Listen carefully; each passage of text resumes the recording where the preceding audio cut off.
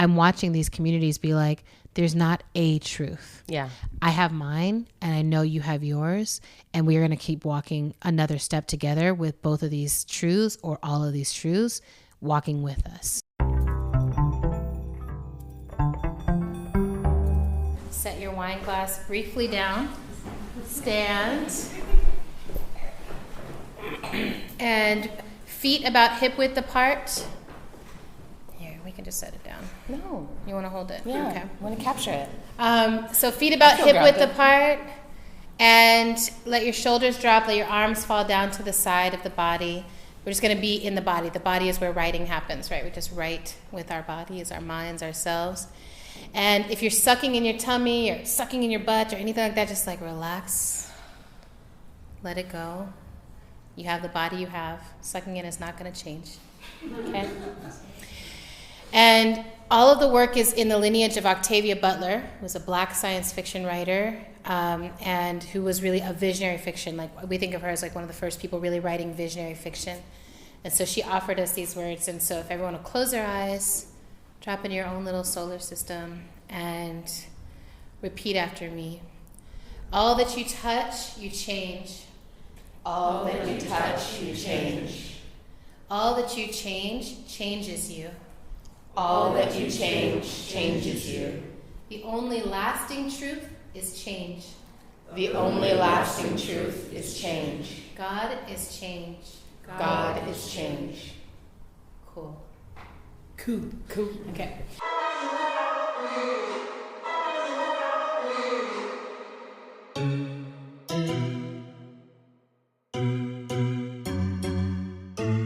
I'm Autumn Brown. Wait, but you don't say it with such gravitas. You just say I'm Autumn Brown. Now you go. You actually say a little bit about yourself, like No. I'm Autumn Brown, mother of dragons, all that stuff. Okay, hold on. Okay. Let me get myself in the headspace. Yeah. I'm Autumn Brown, a queer science fiction writer, a theologian, a mother of dragons, and a healing justice facilitator for social movements living in rural Minnesota. And on sabbatical. On an obvious sabbatical. Apparently. And I'm Adrienne Marie Brown, author of Emergent Strategy and Pleasure Activism, editor of Octavia's Brood, auntie to the most extraordinary people in the world, social justice facilitator primarily for Black liberation work, and I live and play in Detroit. And this is our podcast, How to Survive the End of the World. With grace, rigor, and curiosity. Something like that. They'll know the difference. They'll get us right.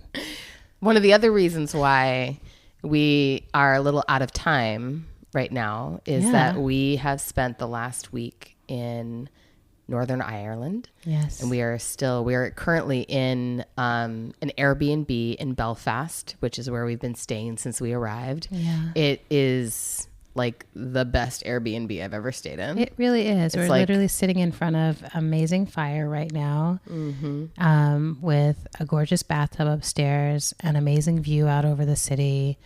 Yeah, it's pretty much a dreamtastic Airbnb. It has laundry in it. There's a washing machine. Basically, if you have laundry, you're a 10, or whatever the rating system is. But so we are in Belfast, and we've been here basically a week, and we've come out here on invitation from an organization called Aisht that is working in conflict zones. Basically, the dream of it is to work in conflict zones, but it's starting in Northern Ireland and starting particularly working with people who are connected to or working around reconciliation and what it's going to really take to have peace in this region beyond the peace agreement.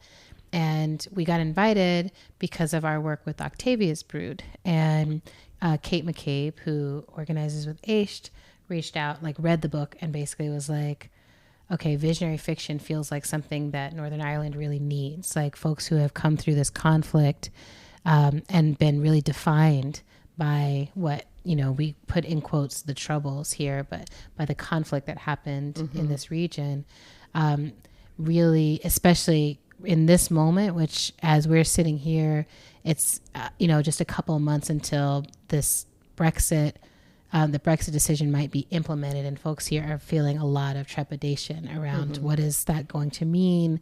So, and it's raising the tensions, yes, the existing tensions that are just underneath the surface here at all times. Exactly. Around the border, and the tensions that really represent all that remains unresolved from the conflict.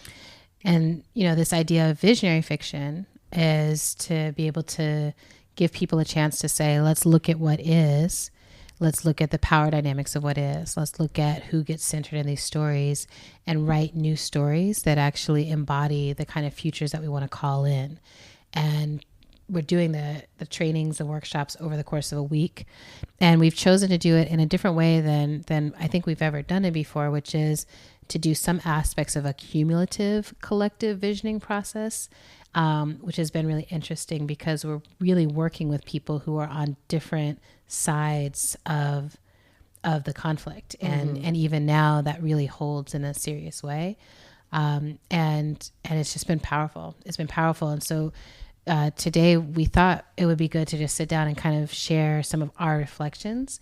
And then we're also going to talk to some of the people who have been our great teachers here, because, this is exactly what we're talking about, where what seems like the end of the world comes to a community, to a people, to a movement, to a generation. And then some people continue, and what happens in that aftermath. Yeah. And so I actually wanted to start off, Autumn, asking you a little bit about, you came in, you landed, and immediately we're in the car with one of our hosts, who is Lawrence McEwen, who was a prisoner of war and a hunger striker in the conflict. And so I wanted to start off asking you kind of what was your first impression of Lawrence in Northern Ireland and the work that we were up to? Yeah. Well, I have to say I was, the whole experience this entire last week has been deeply humbling. But certainly meeting Lawrence was very humbling. So I came into this week, with, I would imagine, probably a higher level of familiarity than most Americans would have with the conflict and with certain elements of the conflict here in Northern Ireland, primarily because my partner, Genjo, is a Bobby Sands scholar. And Bobby Sands was a hunger striker during the conflict who died on hunger strike. Both was elected to Parliament and also died during the hunger strike.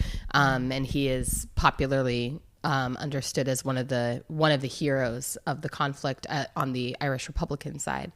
And so over the last decade or so, I've learned and heard many stories about this region. But of course it's completely different to actually experience it directly. And I was actually quite nervous about meeting Lawrence, just because, there's something in that about like being confronted with the reality of someone who actually like lived this experience. And just a little bit of background on Lawrence McEwen. He is someone who really began his life as an organizer and as a poet and playwright while he was imprisoned in the H blocks in Northern Ireland. He went into prison at the age of 19. He was inside for 16 years. And when he was 24, he participated in the hunger strike, the same hunger strike during which Bobby Sands died. Bobby Sands and 10 other people. Exactly. Yeah. And Lawrence actually was on hunger strike for 70 days when he was, I think it was like day 69 or 70 that he slipped into a coma. So he actually was on hunger strike longer than anyone else. That's right. He nearly died for the cause. And he was prepared to die. I mean, he we're was going to prepared to interview die. him. Yes. I know, So you'll hear more of his story when we interview him. But he also, prior to that, he was part of the blanket protests, also known as the dirty protests. And then,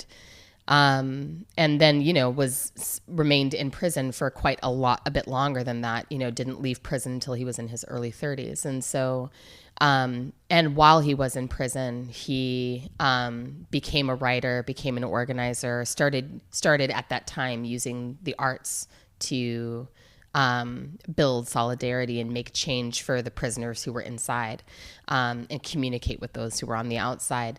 Now he's in his mid to late 50s. He's a celebrated playwright. He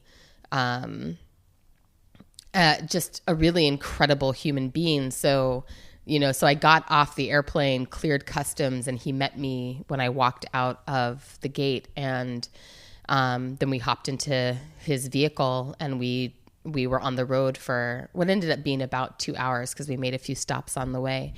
And he was delightful and so easy to talk to. And I think it maybe sounds a little cliche to say, but he really is someone who has like a twinkle about him, and kind of a mischief about him. He's very magnetic, very intelligent, very curious, and very affable. So even talking about some of the most painful and dark times in his life, pale times. Okay. Truly pale here in Ireland. Very. But even inside of those conversations, he has a sort of, he has an interesting sort of casualness and acceptance with which he discusses some of these things. And really it's been, so between that first impression of meeting him and a huge part of what we ended up talking about on our drive was our life as artists, and just what it means to be someone who is both an activist and an artist, and awesome. Balancing that work and particularly sharing with each other some of our own journeys around making the transition towards trying to more fully live our lives as artists. That's even right. Inside of political struggle. The constant artist activist plight. Yeah. And that was just, it was, I feel like I personally felt like a lot of mentorship in that conversation. But then over the week since we've been here, it was interesting to go from meeting him and just having that conversation. And then over the week that we've been here, being in the workshops, being in conversations with all these other people that we've met, and really realizing how other people relate to him, and how critical he is as a person who holds space for reconciliation in this region, and a person who's widely regarded and respected for the particular risks that he's taken in order to build bridges, to reach across, to figure out a pathway forward. And one of the things that he has said multiple times since we got here, and one of the things that we've heard from multiple other folks that we've spoken to, both folks who are also ex-prisoners or former IRA members, as well as those who are former unionists and people who maybe had in some way participated in or been in relationship with paramilitaries. There's just this refrain of whatever happened before is so terrible that we can't go back. We just cannot actually let our region descend back into that.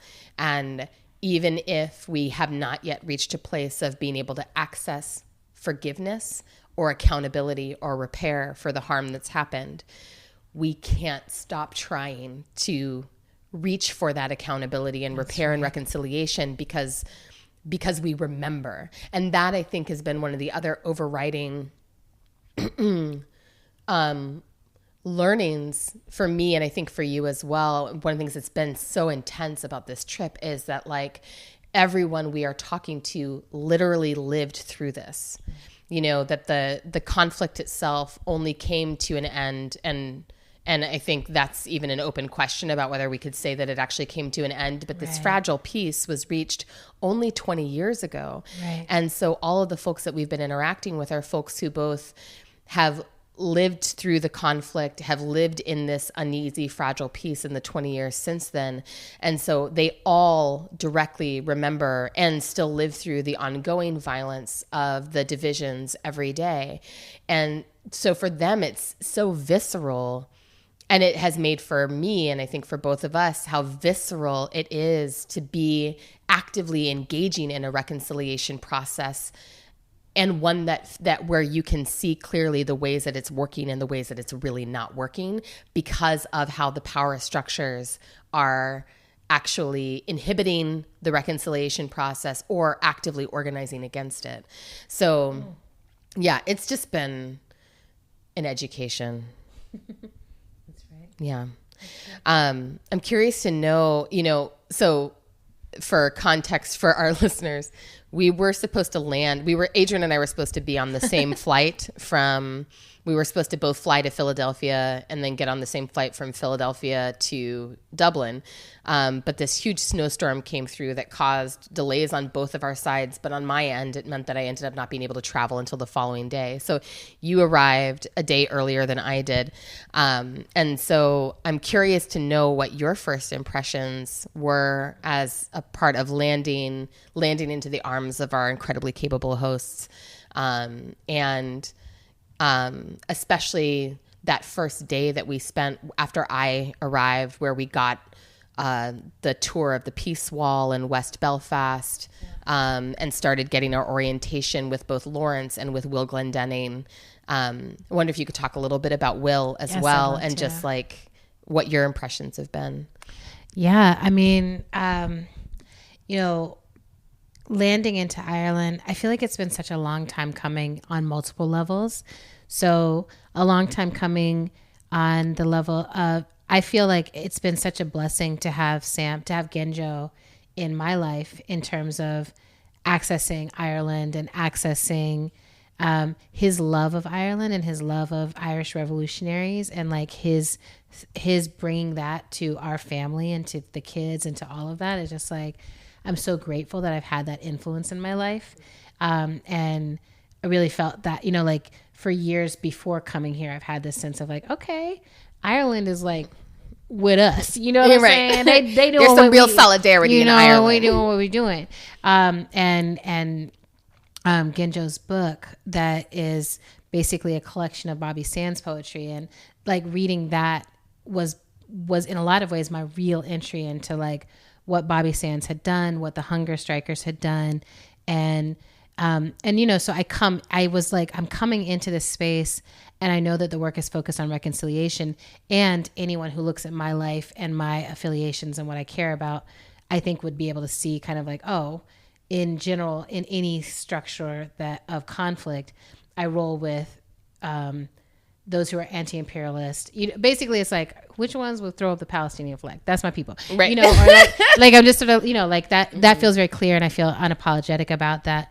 And so I feel like Genjo had done a lot, sort of in the years leading up to coming here, to be like, this matters. These people matter, and what they're struggling with is very aligned. So coming into this space, I was like, I've known Kate for a while, and Kate, when she had first reached out, I was like, really? Like visionary fiction, how is that going to land with people there? And I think that's one of the things that constantly surprises me, is how, like, I'll do some work that I'm like, I know this feels important to me. I know it feels important to like the people I know, but then I'm always really shocked and humbled by how far something can reach and how hungry people are for some of the stuff that we're doing. And so when Kate reached out, she was like, we're going to make it work. We're going to organize it. And it took 3 years of organizing and fundraising and talking to people to actually manifest this trip. Yeah. So coming into it, I was just like, I'm going to really come into it with a lot of openness and a lot of trust of like, there's something happening here that's beyond what I know, and I just want to be a student. Yes. And even though we're coming to do workshops, I want to do them with a real student orientation.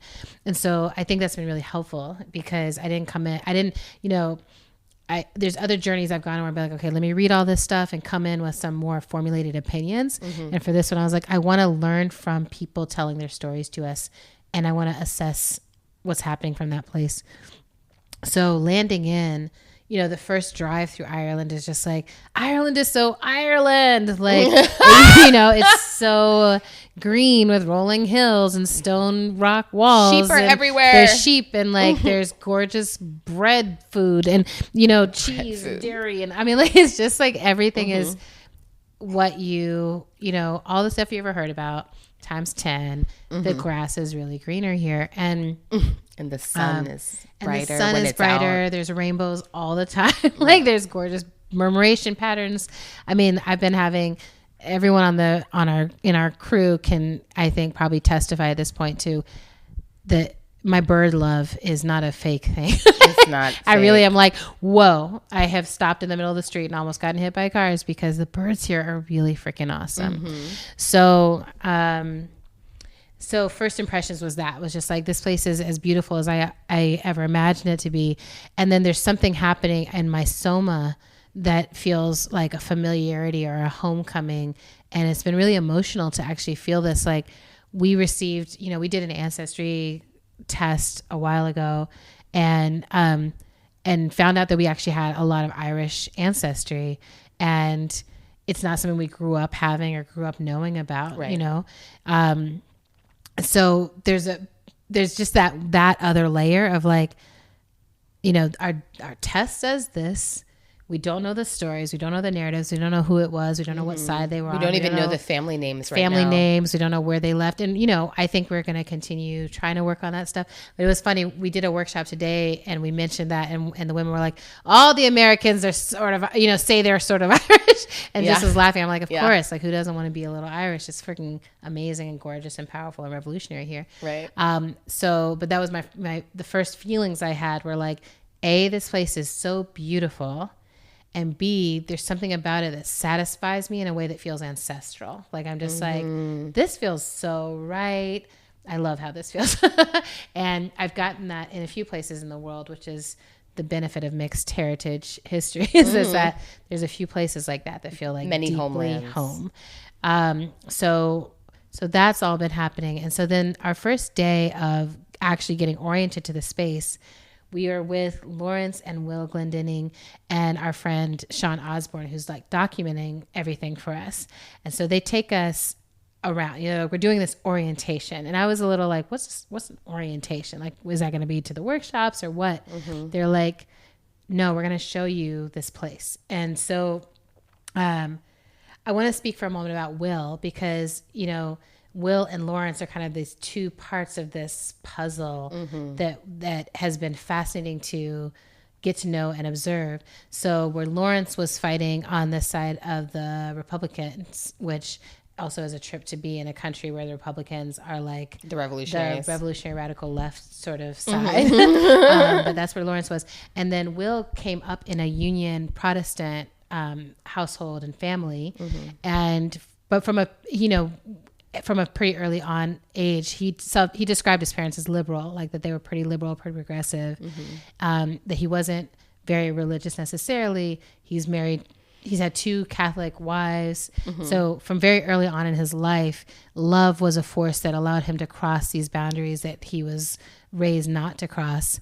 And so he dedicated his life to that and started a project called Diversity Challenges. That's really, how do we bring these conversations together? They've done all these different projects, including healing through remembering, all these different pieces. That were like, how do we learn to tell our stories, to hear each other's stories, that we each have the right to tell our stories, and that if we don't begin to tell the stories, then we can't really begin to reconcile ourselves, to face what we've experienced and move forward.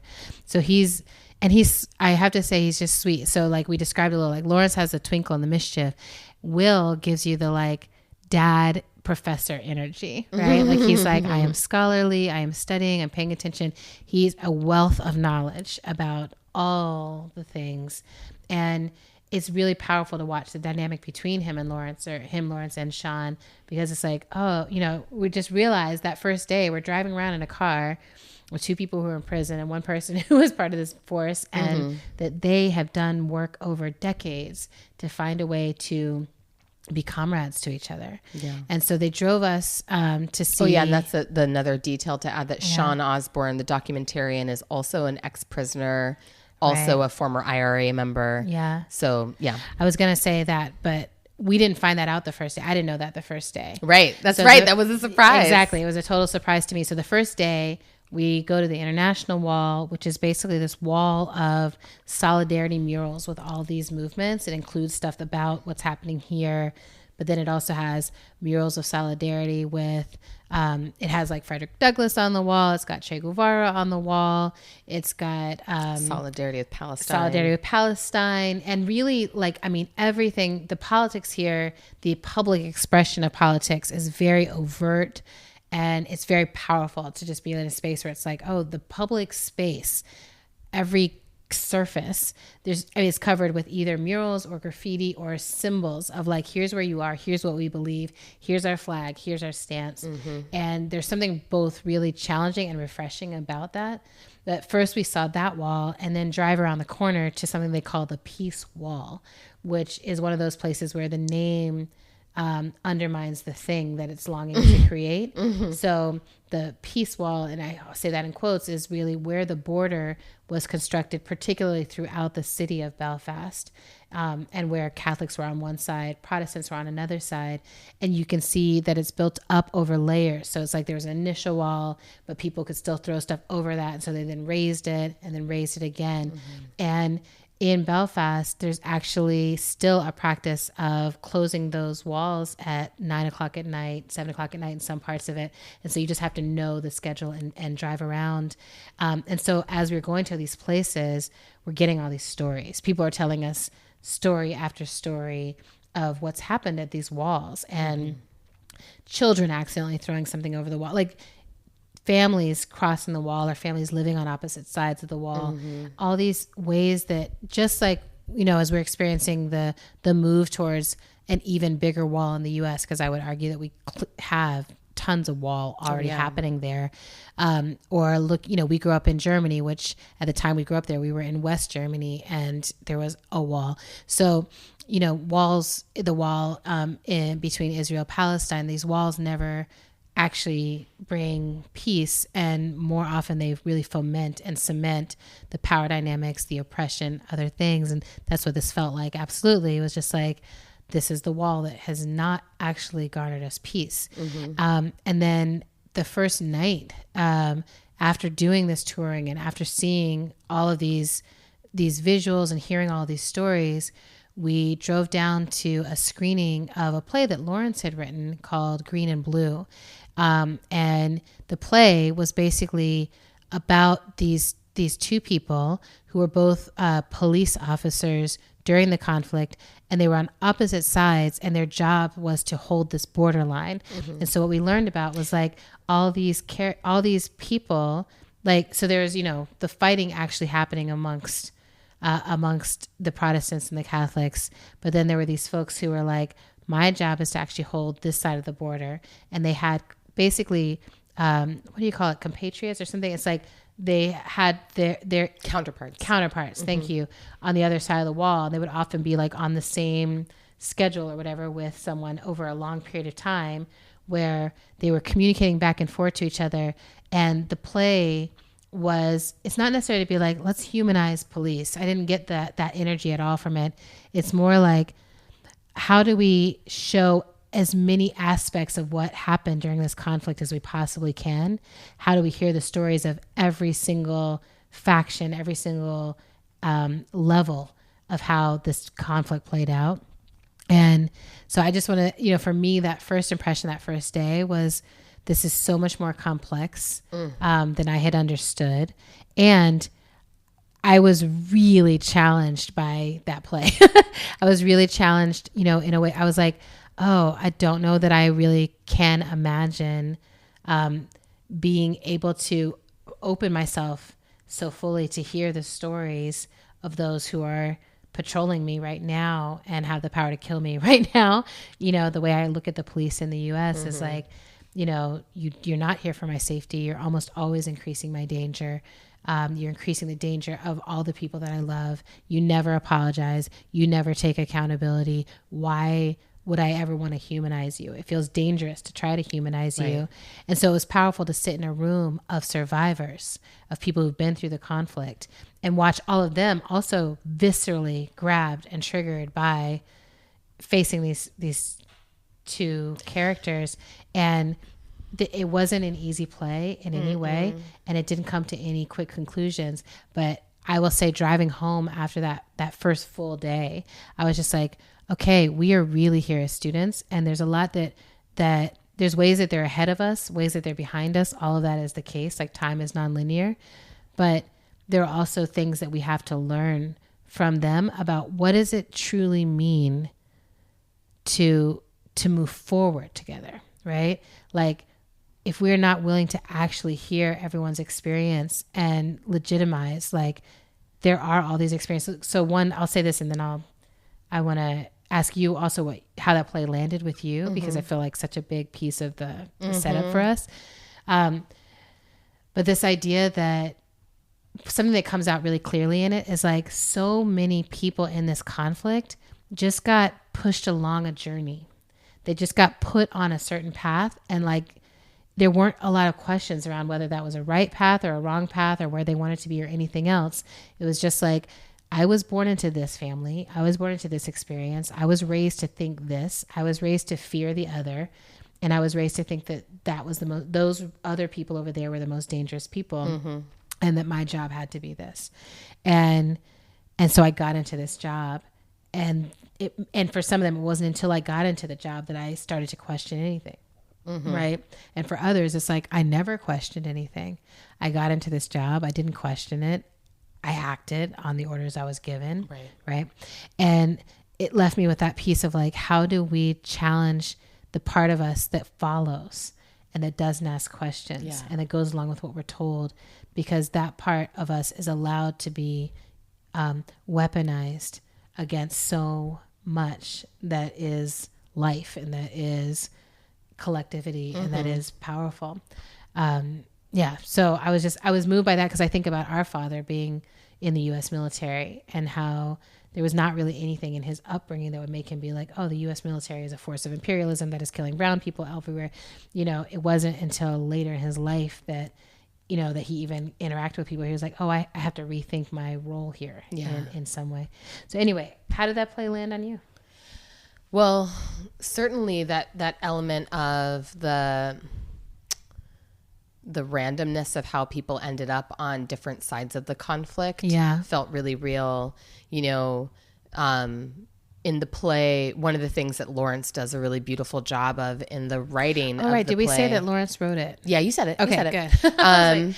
Also, he had it. Also he wrote it, and Paula, he's brilliant. He's a brilliant playwright, and is. we also got to meet the artistic director of the and the director of the Kibosh Theater Company that staged the play, Paula, and she just did a brilliant staging of it, which is one of the things I wanted to say something about. But actually, just while you're saying that, I also want to say, as we were coming into the play, the person who introduced it ran the community center where it was being put on.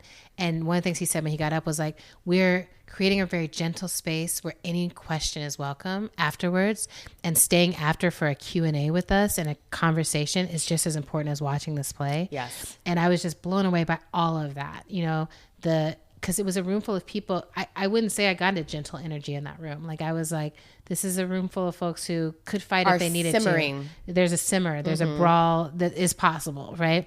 And like, if I was in Boston, I would be like, I have to go. But because I was here and I'm like, I'm a guest and I'm invited, I'm going to soften and be present and trust. And just to hear that was the invitation, is like, let's be gentle, let's be here, and let's ask these questions.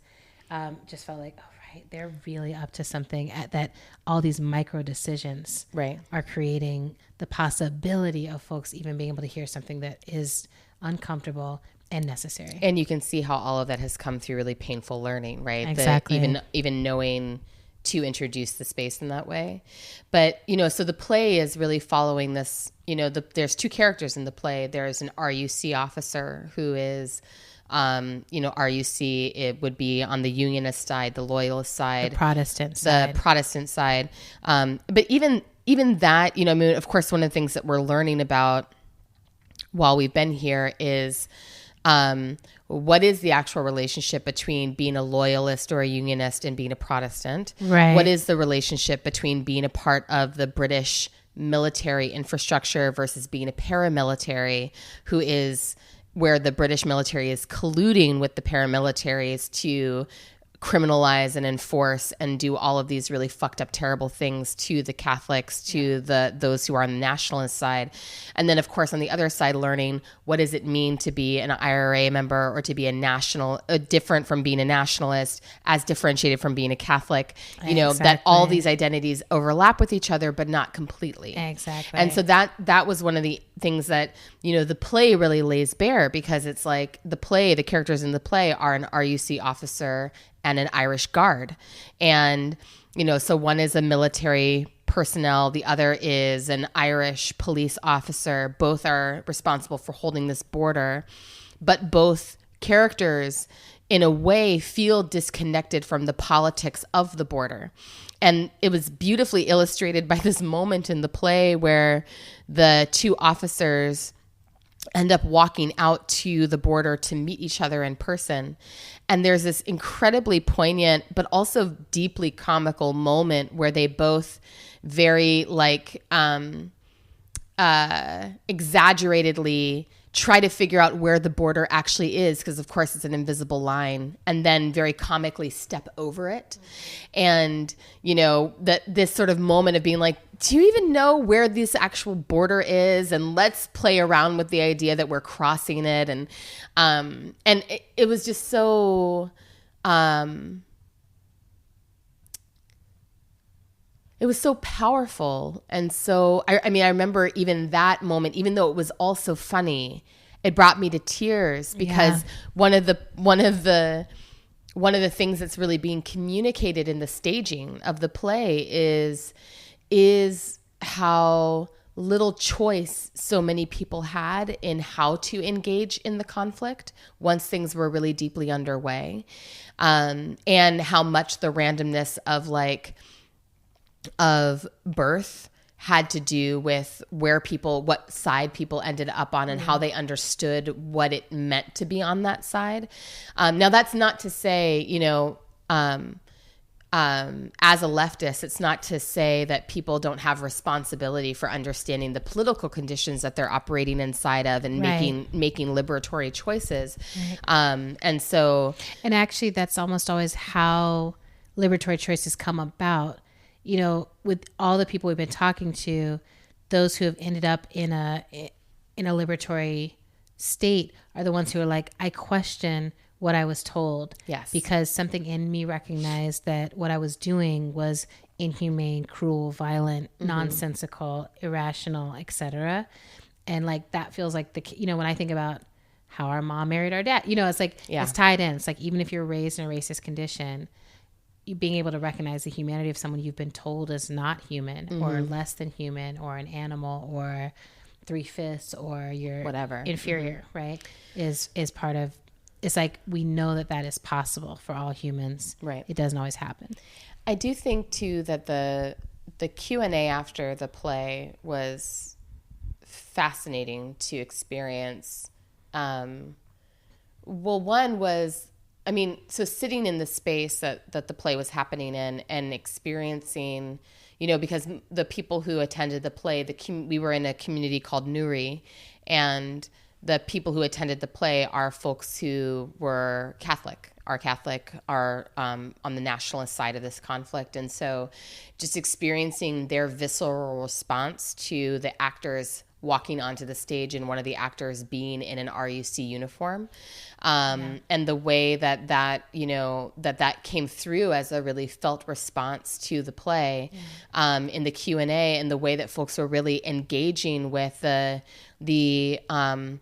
terror and anger and sadness that everyone still lives inside of post-conflict. And I feel like, that whole first day for both of us was so much learning, and for sure during the Q&A, just even more details really started to unfold. Like one of the things that Paula mentioned during the Q&A after the play, Paula is the artistic director again, is that that the suicide rates in the wake of the conflict have skyrocketed in Northern Ireland, and that actually more young people have been lost to suicide since the peace agreement than were lost during the entire duration of the conflict. Yeah. And that, so it really drove home the importance of this kind of work. And one of the projects that Kibosh, the theater company, that Lawrence as a playwright, that Kate McCabe as the director of AISHT, that Will Glendenning as the director of Diversity Challenges, the project that all of these folks are up to is creating a way to actually work through and deal with the trauma from the conflict, because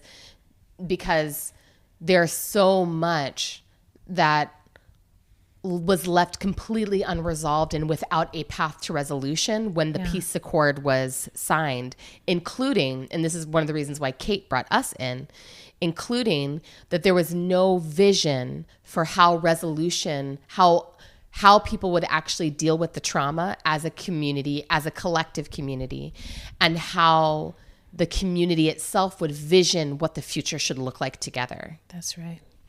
That's right. And, something I feel like I kind of want to share this other thing, which feels important to me, because if anyone else is like me, I'm still struggling to understand.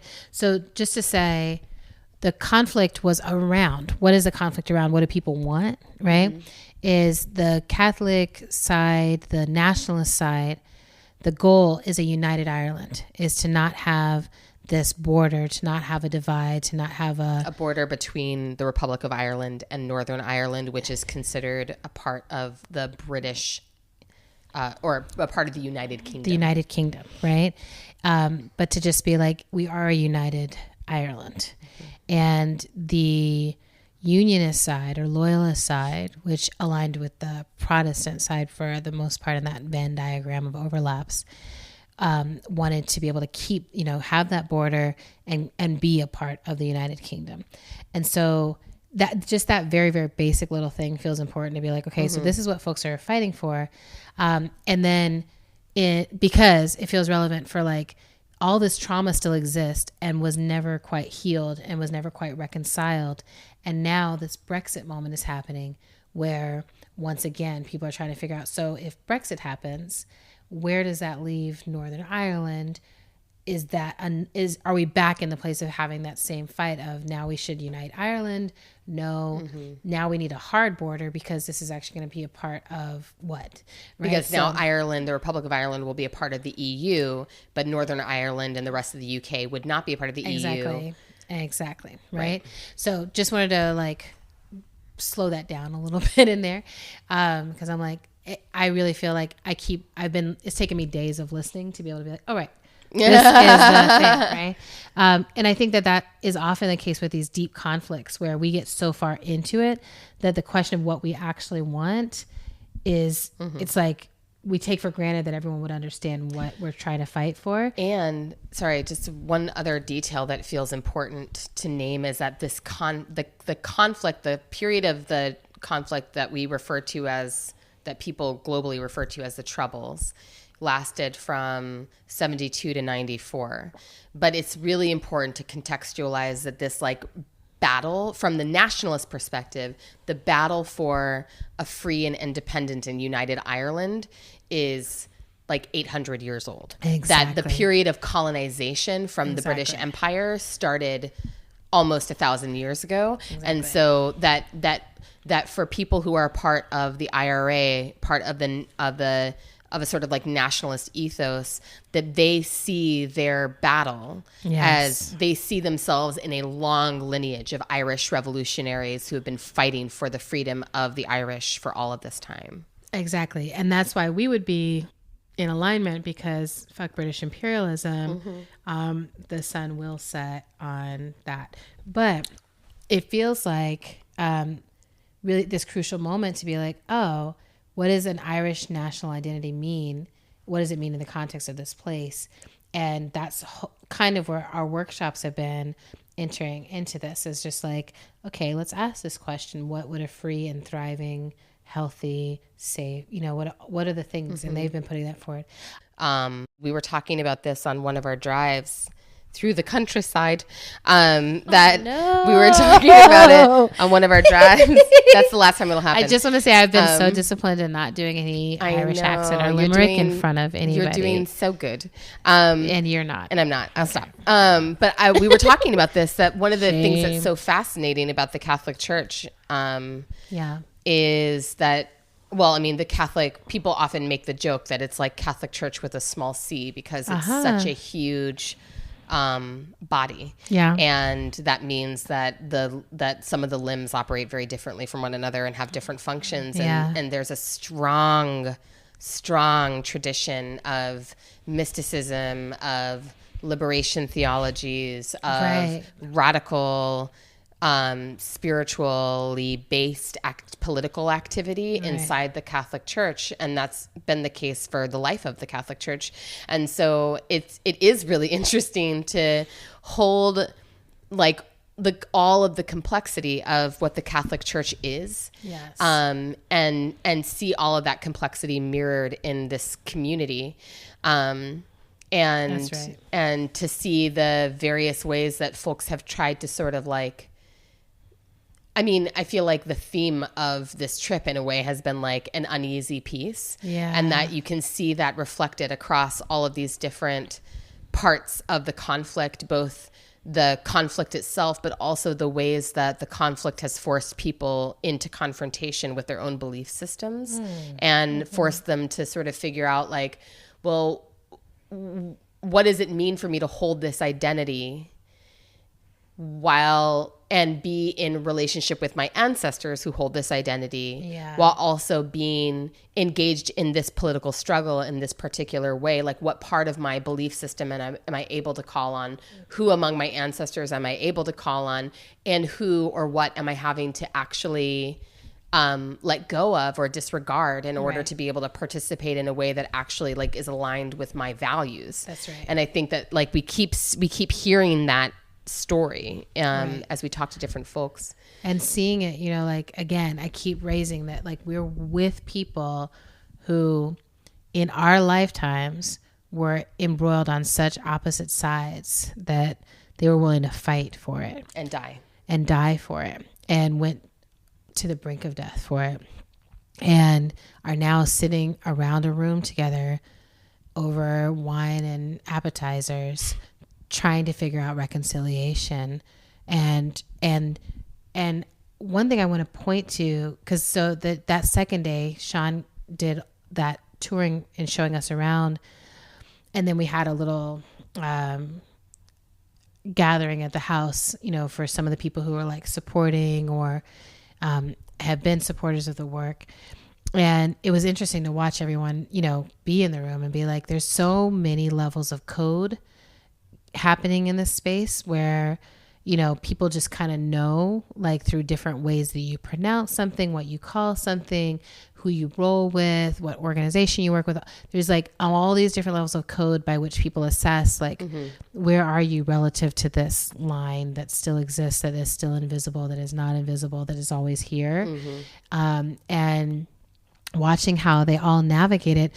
The silence is as important as what gets spoken. Yeah. So like, people will say something and you'll watch as folks who, represent whatever the opposite side or another side to that don't say anything. And that the silence is actually one of the major strategies of peace, is like knowing when do I speak up and when do I say, I don't agree with that. I don't have to say anything about it in this moment.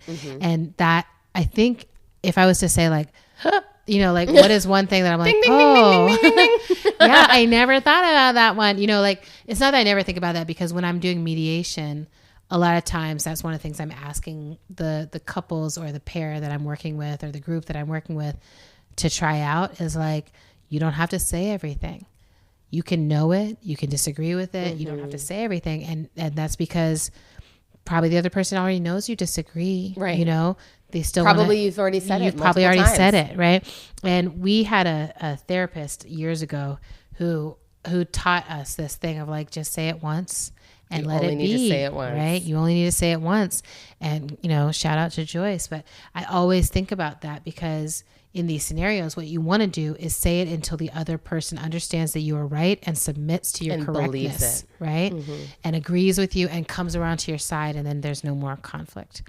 And in this scenario, it's like the opposite is true, is that these are folks who are like, we are decades into our belief systems, and it's not going to change because you say something smart or I say something smart. And I have to actually let you tell your story without needing to correct you sometimes.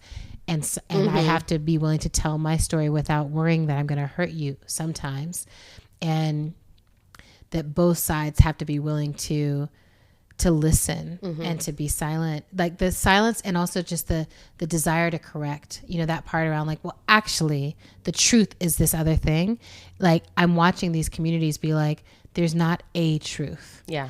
I have mine and I know you have yours, and we are going to keep walking another step together with both of these truths or all of these truths walking with us. Yes. And it's so powerful. And one of the other things that has been blowing my mind is this, like, it just seems like there's this shared recognition that the resolution will not come from there not being sides.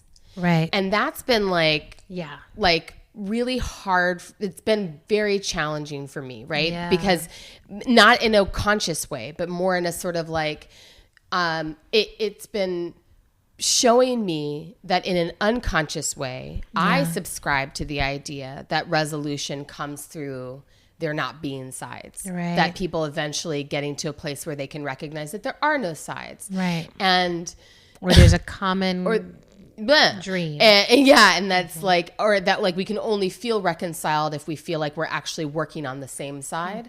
Mm-hmm. And it's just so apparent in this process that it's like, no. Like that our goal is not for there to not be sides. Yeah. In fact, we have to be in right relationship with the fact that there are real fucking sides to this conflict if we are going to actually reconcile. Yes. And that I feel like I'm still trying to digest like, what could that mean in my life? What could that mean in my work? What could that mean in a U.S. context? Because, this has been one of the other things that's been like so mind blowing for both of us. It's been, I have to say, Adrienne, it's been really interesting to be kicking off the workshops side by side with you. And there's always a certain point in the opening of the workshop where both of us are describing what our activist work is. Yes. And where you really name that you're doing Black liberation work and you're primarily working with Black folks. Mm-hmm. And I really name that I'm doing work that's focused on ending white supremacy and that I'm primarily working with white folks. I know. And it's one of those interesting things to sort of like, consciously I know that always. Yeah. But then to sit side by side with you in these rooms and name that like we are also working on both sides of a pretty intense conflict happening in the US. I've been noticing that too. And I've never, before we got here, mm-hmm. I really never thought of it that way. Like, mm-hmm. I'm just like, you do your radical work and I do my radical work. We're all doing radical work. We're all, and it's just like, I think in some ways, because I'm like, you work with multiracial groups, but like, and I really, do. You do. But I think even for me, I have downplayed in my own heart and mind how much time you spend really working with white people around whiteness, right? Because I'm just like, I can't really do that work. I can't. I tried it, and I'm like, it just doesn't work. I tried it, failed. But failed in my heart. I was like, I don't have what it takes to do this. I really have to dedicate myself to this other kind of work. But it has been powerful, and it feels like it's been powerful for the rooms for us to be like, we are sisters. And we are aligned in a lot of our beliefs. And here's the places where we choose to do our work. Here's where we're doing our work. And it's felt really like it's just been forcing me to reflect on the nature of the conflict in the U.S. in a different way. One of the things that we keep talking about when we're leading the workshops is that, like, in the U.S., the differences are visually marked. And so there are codes and cues that you look for to get a sense of where someone falls on a political divide. Yeah. But underneath it all, you know, for most of us as women of color, we look at any white person and we automatically assume their untrustworthiness.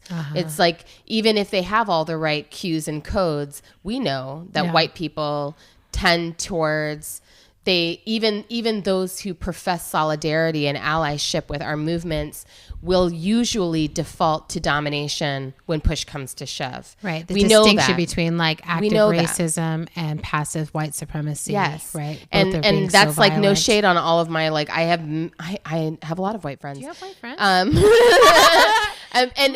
But it's like, because, and I say no shade truly because I'm talking about socialization, that like white folks are socialized towards a certain level of cowardice that's very hard to overcome. Yeah. And so we know that.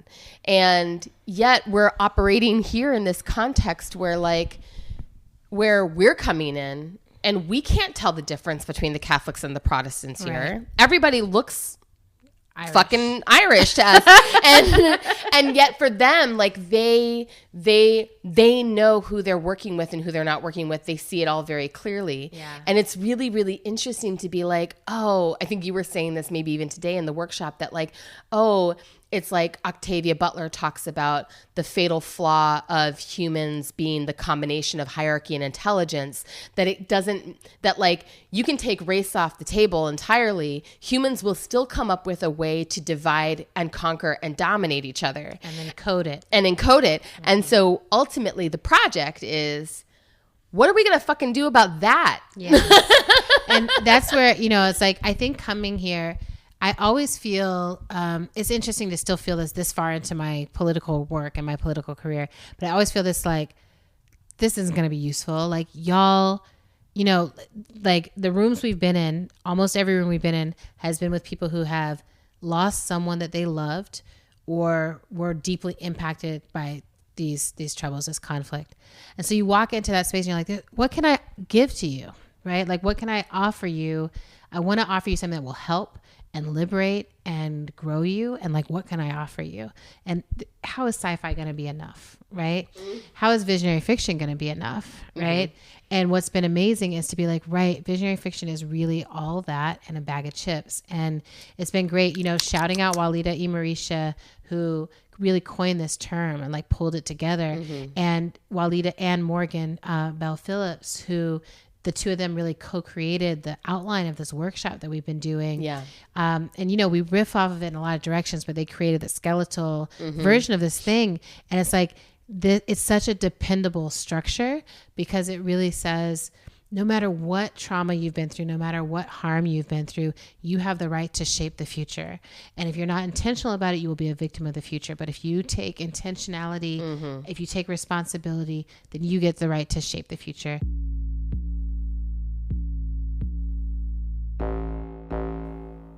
Thanks for listening to our show.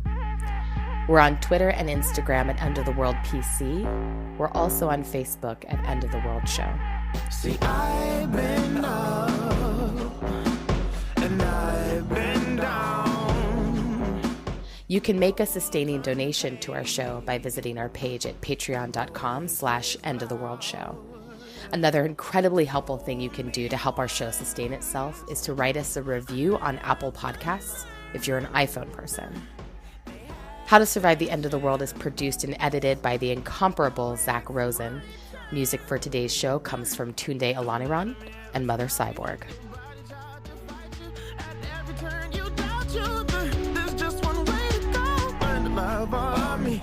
Even when I'm ugly, painful and so tough, we bend to the sun in my body.